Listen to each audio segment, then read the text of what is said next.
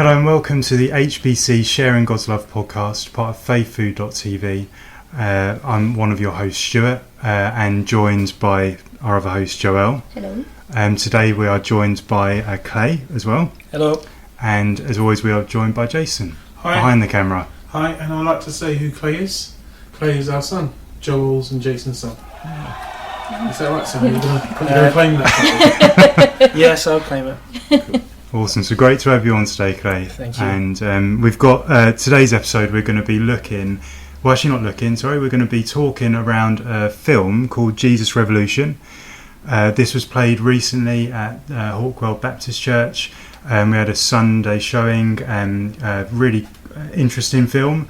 We're going to today talk around what we found of the film, kind of messages maybe within the film itself as well, and give a little bit of a review too. Yeah, and I'd like to commend Beryl because she was the one who actually organised it and put it on. And there's a great possibility that there's definitely going to be another one, I'm assuming. When that's going to be, I don't know. It would be great if it was a regular monthly thing or fortnightly thing. But do keep posted on the Hawkwell Baptist Church website for details on that. No, it's a really good addition. Thank you, Jason. Because Beryl did a lot of organising, and as well as other people in the church to get that set up. And I know there are some really big fans of the film as well. So Alan, who comes down to our church as well, loves this film too. So it was really nice for everyone to see it. To get us started, though, guys, I thought we could go through a little bit of the plot line for anyone that hasn't seen it. So I've got some kind of key points here around what the film covered. And then maybe I thought that from there we could just kind of give our own thoughts as to what we thought of it, and then see where the conversation takes us. Yeah, that's right. Great. Yeah.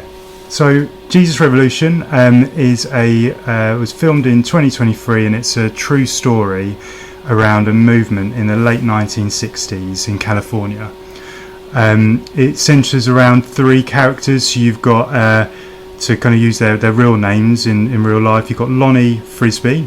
It's an interesting name, but he is a figure who was one of the hippie in the film. You've got Chuck Smith, who is an older character, who's an original pastor of a church where this film is centred around. And you've got a younger star called Greg Laurie, who's still around today and is a central part of the film as well. Back in 1968, Chuck Smith, he was a pastor of Calvary Chapel.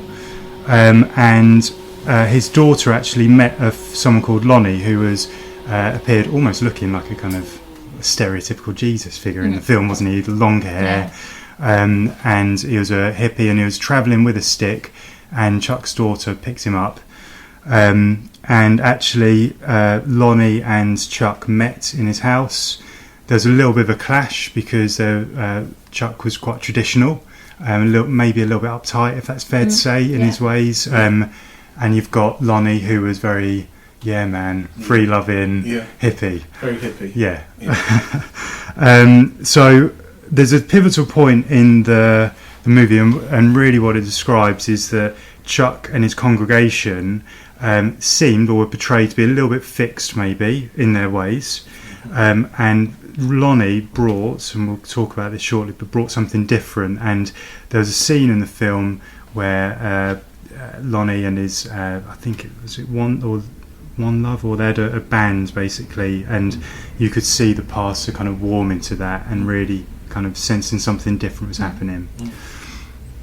At this time, you've also got a character called Greg, who he mentioned. He actually was kind of on a slightly different path, but going out of a kind of officer training corps, he ended up slipping into a group and getting involved with drugs, and having a little bit of a kind of spiral downwards. He had some family issues and found himself in a bit of a dark place. He met Lonnie and then started attending the church, got baptised, and joined essentially a larger movement. And at this time, more and more people are starting to attend Calvary Chapel, essentially, which was Chuck's I'm not sure ministry. if you're going to mention this, but I haven't got the right name, but the pastor, Chuck, he was like critical of the hippies, very critical of them, and his daughter, she basically was going to bring that bit up where his daughter. He mentioned his daughter bring one of them hair or something. Yes, Did you bring that up? yes. No, I've kind of skipped past it, but you're completely right. Yeah. So yeah, Chuck's daughter, when she met Lonnie, That's right, prior to that, actually said, bring one of them home. So actually, That's right, that's yeah. what happened. So so no, that's where the thank comedy you. is in the film. Yeah. as well. Yeah. Absolutely. So I'll kind of skip through a little bit, but in short, what resulted was a huge movement, and more people were attending this church. There's a little bit of a clash between the old congregation and the new, which we can talk about. But what ended up happening was thousands and thousands of people coming. The church grew and grew. They needed to go outside and get a huge tent because there just wasn't enough space in the church they had. And at this time, the Lonnie character, who brought a lot of the kind of newer, younger hippies to that church, then started to become slightly prideful. A few things happened, and he actually fell away from the church, but the movement continued. Yeah, I think that's, and there are a couple of bits after then. I don't want to go into every single detail for people that. Because we want people who haven't seen it to actually watch it. Yeah. But overall, it's a story around a movement and almost like a revival in California. Yeah. Yeah. So, guys, what did you think of the film? Yeah, I would not have called it a revival, but yeah, definitely a movement.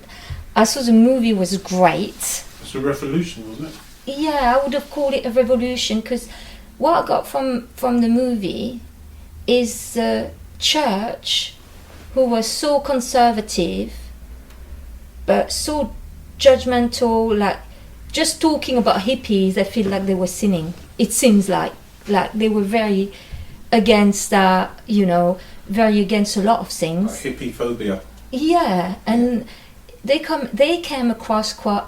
It remind me of when I was in France. The church is quite, don't do this, don't do that. It's not about love. It's not about God changing you. It's about you following a set of rules.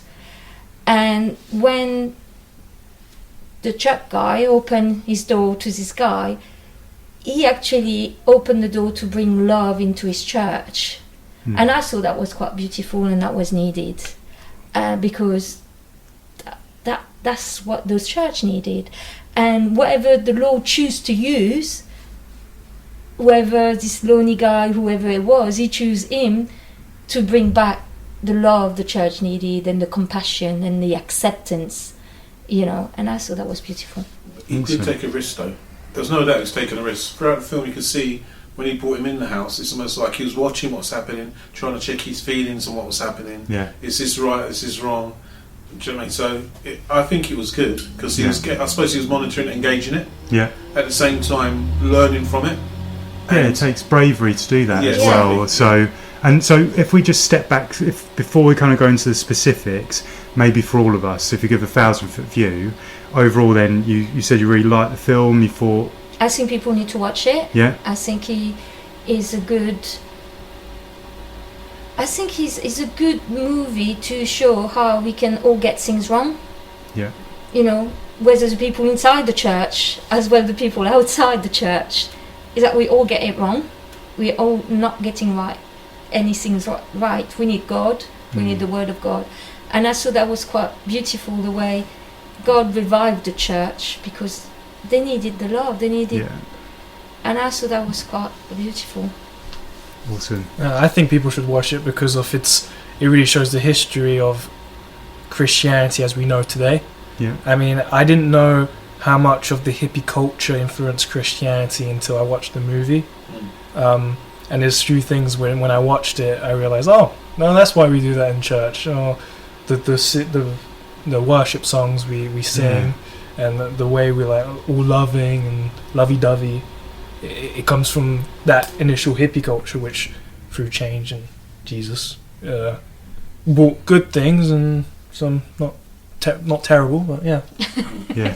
No, that's interesting. That I noticed that as well around the music and how that changed the church as well. So awesome. You mean kind of like it brought kind of like more modern music in, or the type of hippie music in?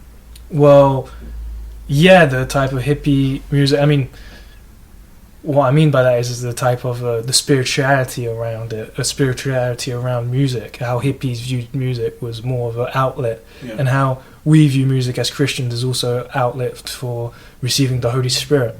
Well, inlet. I'm not sure if it's outlet. But Yeah, I suppose a bit of a Hillsong. For us, it would be Hillsong. We'll recognise that through like Hillsong music or Bethel, how they're using, I suppose, secular music's sort of like their music goes into the charts and goes to number one as much as the secular. So it's blending in with culture, I suppose. Yeah, music speaks your way that words can't as well. Yeah. So yeah, and the emotion to it that the music bring, because we led by the Spirit, not our emotion, but music can take you into your emotion, which is that. Yeah, that's kind of. Which is not really what. Well, the hippies they took drugs and they used that as well to go into their emotions. And as you saw when Greg went into the church for the first time, and he ran away because he was like, I don't want this high to end like the other high, and he thought he was getting high almost. Because if it was a different type of high, it was more of a emotional. Yeah, that's good. That's a Right? very good point. Yeah. Because that's a very good point. Because that was very moving and touching in the film. And one thing I would recommend the film for, definitely a must see, because it told the story well. And there was elements where I even looked over at Stuart, because I watched it with Stuart, where he looked like he was about to cry. No, I'm teasing. No, but I have to be honest. There were a couple of moments. There was a couple of moments. Yeah, I was like, Jason's next to me, I can't cry. Yeah, I'm putting it in because I know exactly where those moments were. Yeah. Because it made me well up a bit. Definitely the bit where he was getting baptised. Yeah. I don't know what they did around that scene, but it was very moving. Yeah. Do you know what I mean? So I think the film was well told, and when a film can create that in you, then you've connected. So definitely worth a watch. I agree. For me, I completely agree. I really loved it. I think it was quite an accessible film because I think that it didn't require, if you weren't a Christian, it doesn't require a huge amount of knowledge, if that makes sense, because it's telling a story. Yeah. And it shows a change in people as well. Yeah. There were things missing, definitely, like we spoke around earlier, but I think as well that, just like you described, Jason, that as a Christian watching it, you see the significance behind some of those things, like the significance of baptism as an example. I overall would 100% recommend it. And you're right as well when you say it gives you a looking through the door of Christianity, I suppose. Yeah. The actual life of conversion or just what people are looking for. Yeah. Shall I mention? No, I'll let you talk first. There's a bit in the film I'll mention.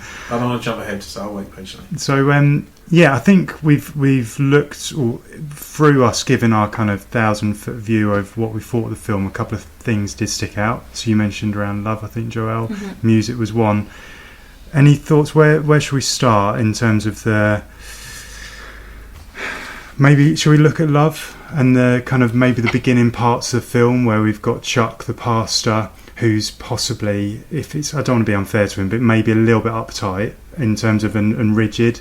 Yeah. And then the change that what I like about that pastor, for me, is one pastor that sounded very genuine, because I could see he looked in his daughter's eyes, and I could see he wasn't making it.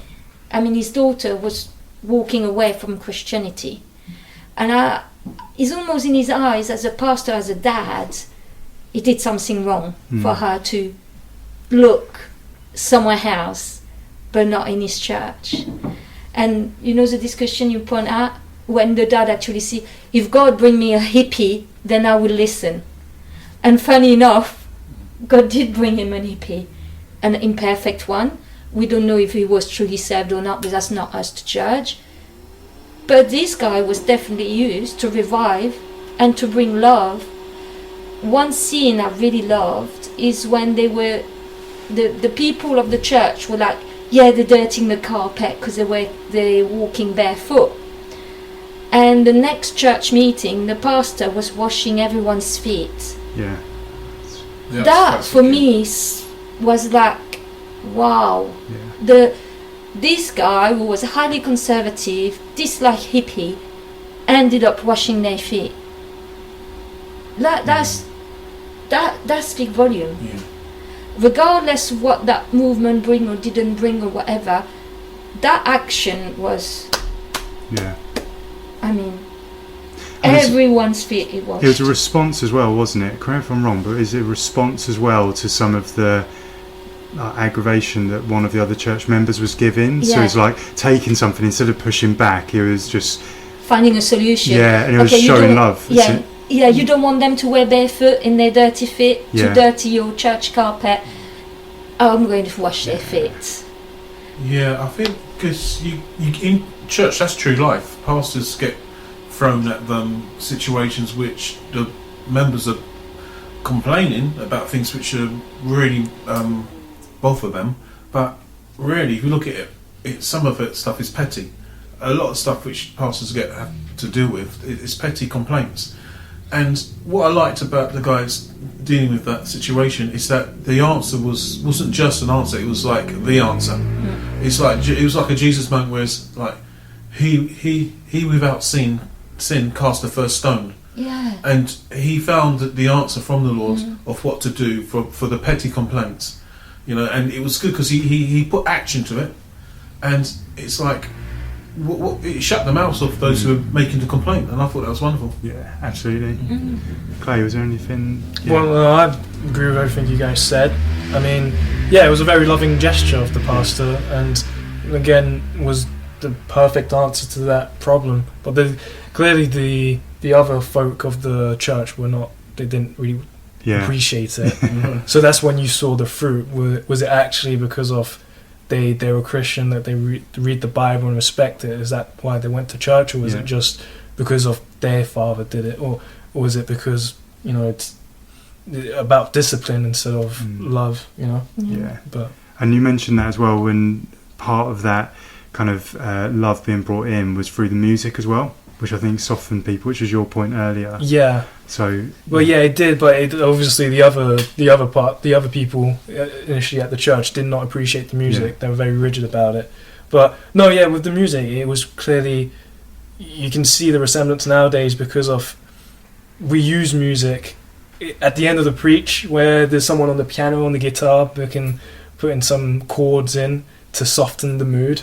Yes, and while you're saying something, maybe deep sometimes, and sometimes it's not really that interesting, but the music makes it, a little bit more spicy. Yeah. But it clearly makes a difference, and that's from that hippie thing. So I mean, maybe we need to keep an eye on it. Yeah. Not to overdo it. But that's the thing I do appreciate in Oakwood, they don't really do that. Is like they let the word speak for itself, because I do agree with Clay. We can use music to bring emotion in you.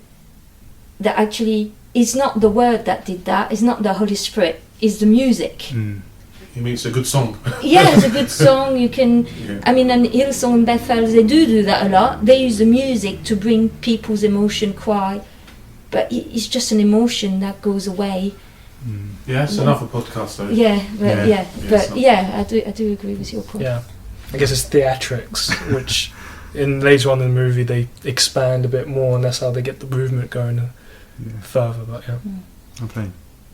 But yeah, it's the thing after this scene that I question is when you've got all the hippies one side, which not cool.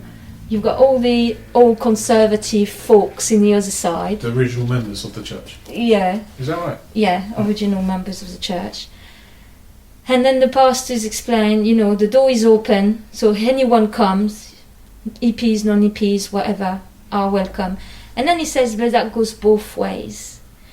And that's a bit I wasn't sure of, because he was willing to let go. Obviously, those people, we can say, well, he's looking after the people who are not saved, but we don't know if those people are saved either, because they're not bearing good fruits. So I'm like, it seems a bit harsh on them, I felt. And it's hard, isn't it? We were talking a little bit before, just kind of comparing notes, and I think it's the movies sometimes take a bit of dramatic license, and they have to condense things down. So I completely agree. It could seem quite harsh, particularly it was only like one scene, wasn't it, where they said, right, guys, you're clearly not in for this, so you know where the door is, essentially. But yeah, I don't know in reality how long a period of time that was. It could have been really quick. Yeah, it's true. Could have been longer. But I agree though. Looking at doing a little bit of research for this, it seems like it was something that did take off really quickly. So maybe it did happen that way. But at the same time, you got to have an answer for when you're challenged. You don't have to. You could just be bullied, because in the film it showed that the pastor was bullied. But also there was great concerns because a church gets to a place where it's just a repetitive number. The number's low.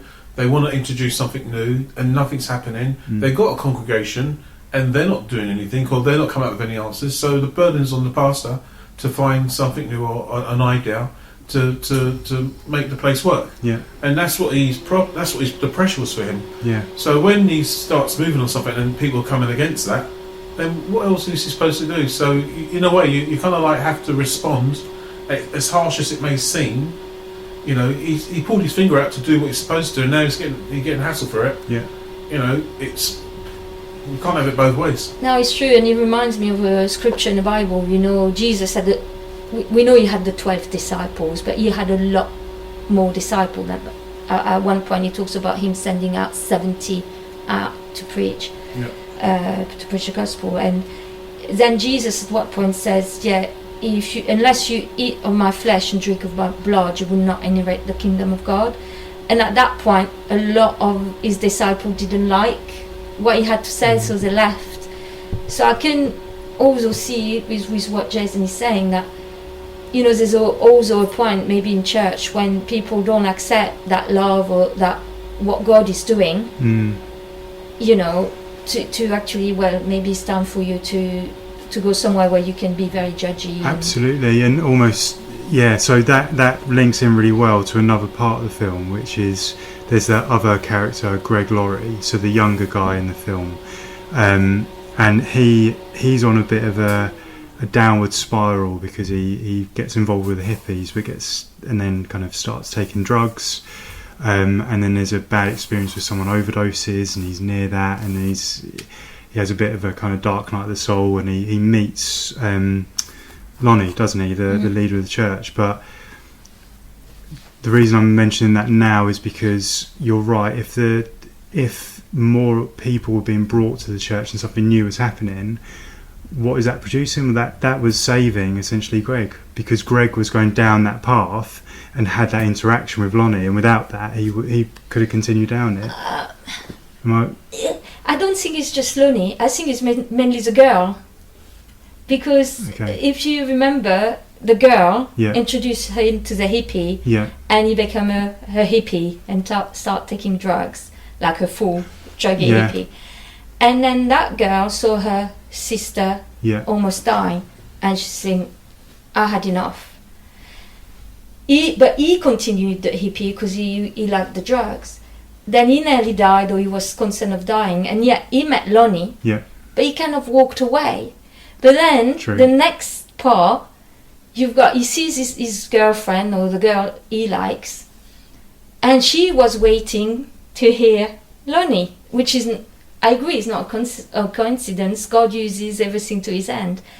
But I think the girl, for me, was one of the main person used to get him to church. Because if she wasn't there at that meeting, he would have not heard Lonnie, or whatever his name was, and he would have walked away.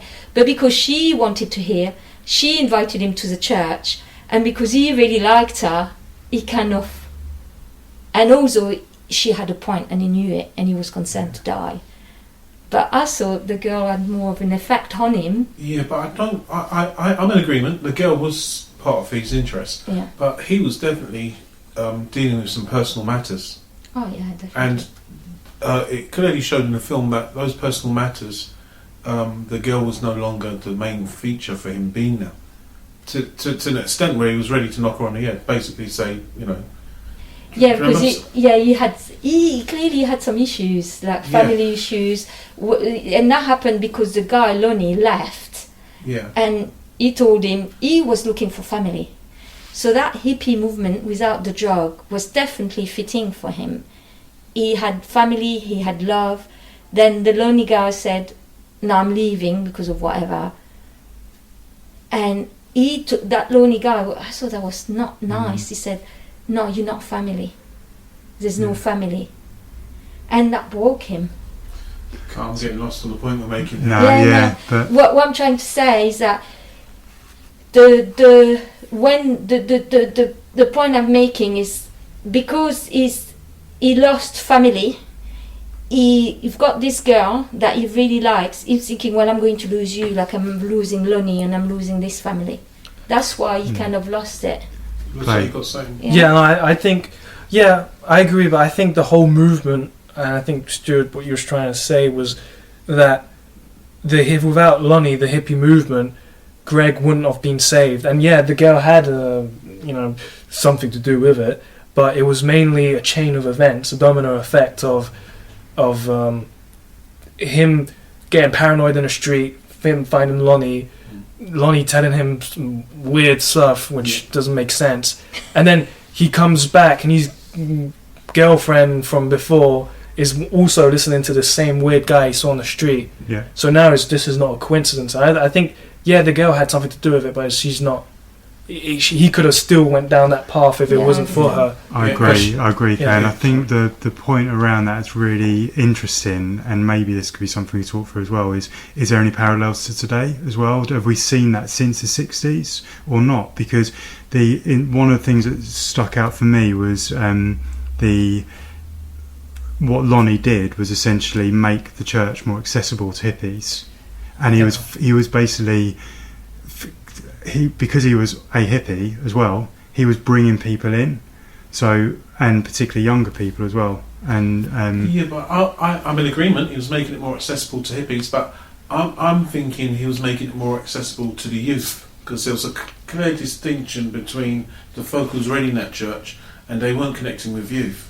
Yeah. And the youth, where were they? They were turning into hippies. Yes. They were looking for salvation through the hippie movement. Yeah. So this is the people, the youth are the people they want to draw, and it's almost like a church finding a way to draw people off the streets who are into hip hop, and that will be obviously a multicultural amount of people coming into your church. It wouldn't necessarily just be about the hip hop movement then, would it, or the hippie movement? It would be classed as, my goodness, you found a way to connect to the youth. Exactly, yeah. You're describing better, I suppose, the point I was trying to make, which is... It's very good, actually. No, yeah, you're completely right. And I think that... Well, I would debate that, because I think... My son likes to do that. But let's do it on the podcast. I think... Well, maybe we can say the same thing, but I think at the time, more of the youth were hippies, but there were some old folk that were hippies too. I mean, they were in trailers, taking drugs, right? And the people organising the events... They were like the leaders dropping acid from the planes. Exactly, yeah. So, but the thing is that back in the 70s, there was a huge movement, because there was loads of wars going on, and there was a huge movement where loads of people were getting this spiritual awakening of, this is not with Jesus related, but of psychedelic drugs, and that was the big movement with the hippies, right? So, I think, getting the hippies was also getting the youth, because most of the youth were going into that. But there was many other youth back in the 70s who were into hip hop, where the church wasn't founded on, or some youth was actually getting into the war back then. But so I'm not sure how far back hip hop goes. 70s could be right.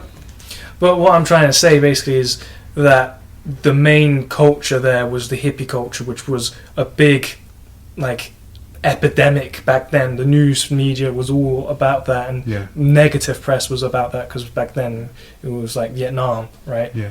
But you're right, with the psychedelic side, there was the invention of acid and the experimental drug, which went out into the streets and went out into the world and captivated them because of the hallucinations and it being like heaven-like. And that went so well with the hippie movement, or the movement, because and you can see by their way they wear the dress, it's almost like you may as well be wearing a robe. Do you know what I mean? The way they behaved. So but obviously that connects to the youth. And ultimately there weren't great things, and maybe we can go on to that in a second with Lonnie. But what he did do is for those young people, he did make the church more accessible. and he brought people as well. And I think that net was a really good thing, really, because he brought, absolutely lots of. Yeah, you can't knock that. No. That's what every church wants to grow. Absolutely, yeah. And that's phenomenal growth. That was the type of growth where you only God can be in it. And earlier on, we were saying the attraction, what she may have had, or this and the other, and orchestration, and Clay mentioned things wasn't coincidence. I mean, the bigger picture is none of it's coincidence. It's we can't forget God who orchestrates these things, that they fall into place, and a lot of what we saw were things falling into place. No, awesome. I agree. But also it's interesting to find out what we can learn from it. I mean, back then in the 70s, the world was screaming into this culture of awakening and being like one love and one peace. And what is the world? What are they screaming now? And how can we use that to get people towards God? Can I jump in a little bit? That's the bit I wanted to mention a bit earlier, which literally what you just mentioned is key. When this was its name Lonnie. When Lonnie came to the church, the Jesus type hippie guy, he said to Chuck, the pastor, "I'm surprised you didn't see that. He didn't see what? He didn't see that these guys are looking for kind of like a heaven, and they found this through the hippie movement, through the drugs, and basically they're looking for your church, but they found it somewhere else. And I'm surprised you can't see that they're looking for family, they're looking for gathering, and it's like, well, yeah, it's a that was very deep. You could see it, couldn't you? You could see his mind go, clicked, didn't it? Yeah, I could see that with that great guy. Could see this guy. I mean, his mum is not here for him. He's looking for family. He wants a dad. He wants family, and he found that with these drug things, because that took him away. And then because of Lonnie and things, what they were reviving the church, he found that in the right place, in the church. So I think that because they emphasised. A lot of the Chuck emphasised, "This is your home. We're not going to turn you away." Yeah. And that love, or that was you could actually feel. That's where I want to be. And I suppose I can, as Christians, we obviously want to find Jesus. He's got to be there. But yet we want to have the brothers and sisters with us who are going to project Jesus' love to you, not abandoning you. Being church to you. These are things what you go to church for, to find people. But that's where I would say, with this hippie church movement, where I feel the hippie took a bit too much over the church, because when you look at their house, when this lonely guy said to the guys, "This is your home, this is your family," and when he left, that almost broke Greg. That means there was something, obviously didn't break him for whatever reason, but that's where I feel that this thing they were doing was a bit too hippie, not enough. It was centred around Bible. Lonnie instead of Jesus. That's what. So when Lonnie goes, then it was a risk of falling apart a little bit, or that's how it felt in the film. I don't know if that's the reality of how it works, but because when he was in that big tent, he was saying things like, "They're coming for me. I'm here." He was asked a question. To be fair, he was asked a question, but his answer wasn't fruitful. No, it wasn't. And to the extent that he was saying he was the pastor of the church, when I'm like, no, this guy is the pastor. So there was a lot of pride, a lot of self-exaltation, and he's like, Jesus wasn't the vine anymore, it was the centre. Yeah, because there's a level of respect he should have had for the pastor. We're not being asked that question. He should have pointed them to the pastor. Yeah. And not looked for the glory for himself. Yes. And he pondered around the question, which is not good for it in the first place. So how do I best answer this?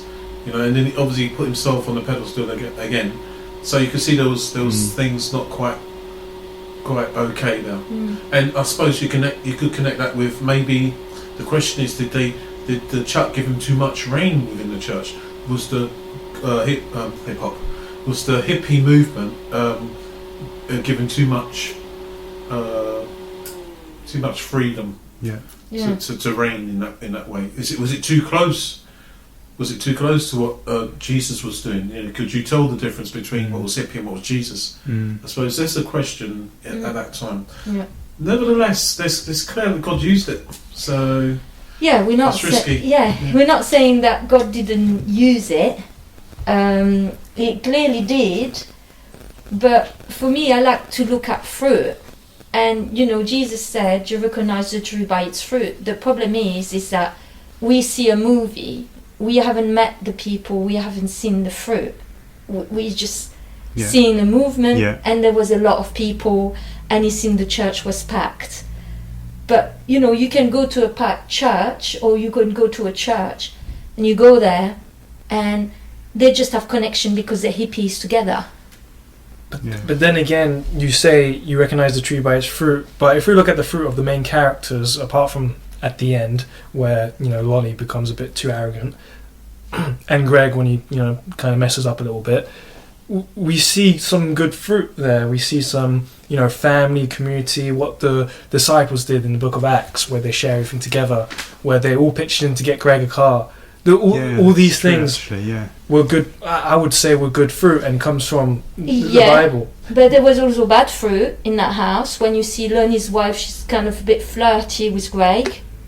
Yeah, but I get what you mean. There's a bit of everything too. Nothing really led from that. So yeah, it seems at first, but nothing really led to tell. It's questionable. I agree though with you, Clay. I think that the product of it, I think if you were not a Christian watching the movie, you would see the change in Greg, the character, and you'd be like, wow, look at the change, and look at how nice those people were to him buying that car, and how more people would come together. But I think the thing for me that was missing as a Christian watching it was there was no credit given to God or Jesus for that transformation. It was all centered around Lonnie, and that.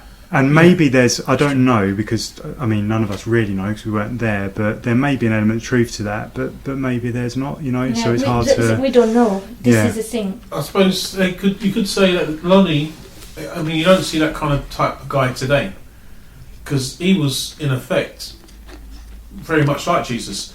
Not just to the extent he was walking around barefoot. I'm not saying that's how Jesus walked, but his characteristics were so chilled, laid back. He kind of had a Jesus persona. So that's not a bad thing, because we're meant to reflect him, but maybe he was a bit too much of a clone of Jesus. I was researching little bits of scripture, but one that, if it's okay if I read out, was 1 Timothy 3:6-10. And it says, because one of the things we didn't actually mention in the film is that, for those who have watched it, is Jonathan Rumi, the character playing, is actually quite a bit older than Lonnie. So Lonnie was actually 18 when he was in this movement. The real guy. So, but this is, I'll read this out. So it says, a church leader must not be a new believer because he might become proud and the devil will cause him to fall. So that was overlooked. Yeah, exactly. So pride entered, and then things started to crumble from there. So that's a very good one. That's important for churches, but unfortunately, when it comes to leadership, that's an area where I think the church doesn't always follow what the word says. For not favouritism, possibly for favouritism sometimes, but it might be also to show compassion and Jesus' love. And I think, God's not going to contradict his word either, is he? So sticking to the word is priority, but it doesn't always happen, unfortunately. And another thing I wanted to say is because when there was a revival back in England, I can't remember, it was with John Wesley, I can't remember. The Welsh one? Yes. Yeah.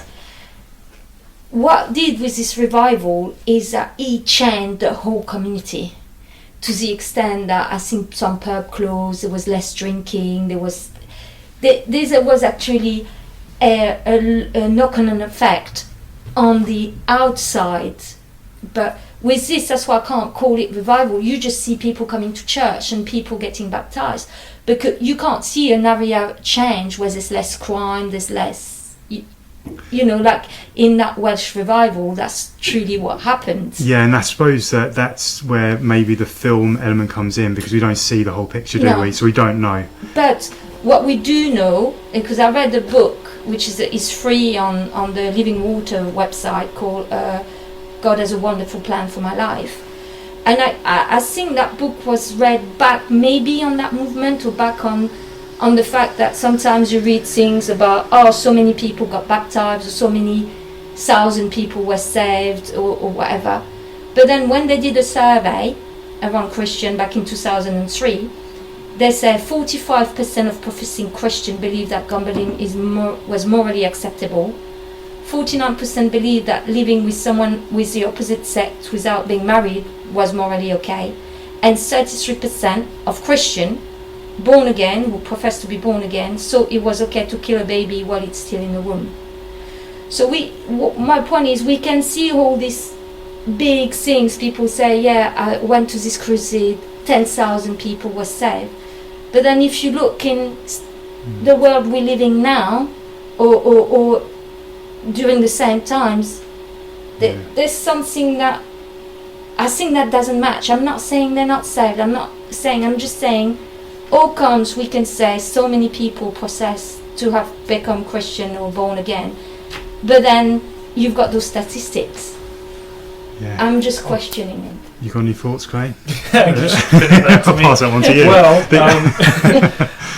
Well, I think that I would then again bounce a question back to you, because we see a huge movement that's being made through the hippie culture, where thousands and millions of people are getting saved at a rate that we've never seen or rarely see, right? How do you control that? How do you control that so that it doesn't degenerate? Because I feel like a movement, because this is what it was a movement, will end up degenerating, where pockets of it, when it spreads out, it's just gonna, when you go, when you play the game, when you just whisper something in someone's ear and it just goes around the circle and it comes back differently. I feel like that's just going to end up happening, and it's going to spread. And right? I think I agree, but if we think around how Christianity spread at the very beginning, that was a movement from Israel, essentially. But what keeps it grounded? So it's the word, and back then as well, obviously things were kind of verbally remembered as well, so very carefully passed on. So I don't know what the point I'm trying to make, but it has to be grounded in something real, if that makes sense. It has to be rooted in... Sorry, go on. No, sorry. And that thing would be the Bible. Sorry for the screaming in the background, that wasn't how. Yeah. And do continue. Yeah, and that thing would be, or should be, the Bible, because that's what is the root. Right, yeah. That's God's word. But I'm going to throw back a difficult question at my mother, since she loves difficult questions, would be, Paul helped set up the Roman Church, which then became the Roman Catholic Church, right? And you can't say that's the same church. The church. Wait a minute. Because I'm Daddy, I'm going to be referee. Okay, let me ask the question first, and then we'll give you the mic back. Okay. Paul, Apostle Paul, set up the churches in Rome, and all these, Colossians and all that, right? And the Roman Church started strong, and then went away, went a bit pear-shaped a bit. That's why Paul had to write the letter to Rome. But then they went pear-shaped again because of it did become secular through the Roman Catholic Church. I mean, the Romans took Christianity and twisted it. Let's bring to the right? question. The question is, even Paul founded churches and it went bad. Yeah. What's the question? So how do you... Yeah, how do I do? Well, the thing is, you can't say that's the same church, because in 1 John or 2 John, he talks about it, when he talks about they were from us. Don't look at me, you asked the question. They were from us, but they came out of us. Yeah. If they were with us, they would have remained with us. So with your things, because I'm looking at the Bible, I would say, well, some people who from the church that Paul set up, they came out of the church to set up their own thing. Mm-hmm. Okay, so they were not with them in the first place, as Paul said. But I agree with you, because I was thinking the Reformation, when Martin Luther broke the Catholic Church And he set up the 99 thing to say to the Catholic, you get it wrong, we're saved by grace, but it was more to it than that. Then there was that, what they call I was going to say the resistance. What, the resistance? Reformation. It was a Reformation, and they were called the Protestants. Yeah. The Protestants. Protestant church. And in France, the Protestant church, because obviously in France it was mainly Catholic, they were what you call born again Christian. They were actually, but when you look at the Protestant church today, they're not They're as strong not. as they're not or founded in the Bible as they used to be. yeah. Can So- go on, if you finish, I can put a cap to this. Yeah, so I do agree with you, but we can't assume that maybe something somewhere. You Okay, know, I'm gonna, because of the discussion's really based around people getting saved, and a majority of people getting saved. Are they going to be that many, the same amount in 10, 15 years' time? Are they going to remain that same amount? And it's clearly the answer is no, because we've seen even with Jesus when he had his 70, when he sent out his 77, he had quite a few followers amongst his 12, and he said something which they all started to scatter. Well, they all started, I can't accept that, it's too hard. And that was when he said, you can't have part of me unless you eat off my flesh and drink of my blood. Yeah. And they said, look, we want to follow you, but this is too hard of teaching. We can't eat your flesh, we can't drink your blood. And he literally meant, eat it, drink it, expressing that it's food of bread, breaking of bread and wine, but not this. Anyway, but they couldn't swallow that, so they departed. And also in the Bible, it clearly says that the gate to destruction is very wide, and for salvation it's very it's Narrow. Thank you, dude. So, and this is another discussion I was having with a friend recently. There's so many sperm to get to one egg. God made it that way, and there's. I'm not going off topic, but it's heaven and what God has for us. It's been offered and given to everyone. We all, the million of sperms get to race for that one egg, and if you notice, some of them die on the way. They don't even get as far, but obviously one makes it. And I see when you get Christian, you get born again. Obviously your heart's changed. You now got to walk it out with the Lord and make it. Yeah. But there are going to be some who don't, and I don't feel that the Lord is as concerned about those who don't make it as much as we're talking about at the moment. Because He is concerned. He wants everyone to make it, but He also acknowledges that thousands aren't going to make it. it's interesting what you're saying, and I love it. Because one is Paul said, walk out your salvation with fear and trembling. So it's a daily thing. And also in John 15, I had it there, it does say, I am the true vine, and my Father is the gardener. Cuts off every branch is in me that bear no fruit, while every branch that does bear fruit prunes, so it will be even more fruitful. And he also says... So that's referring to people when he's cutting off branches. Yeah, and he said, you already be clean because of the word that I have spoken to you. Remain in me as also remain in you. So it is, we have to remain. Yeah, like you said. said. Read that last bit again. Remain in me. Remain in me as I also remain in you. Understood.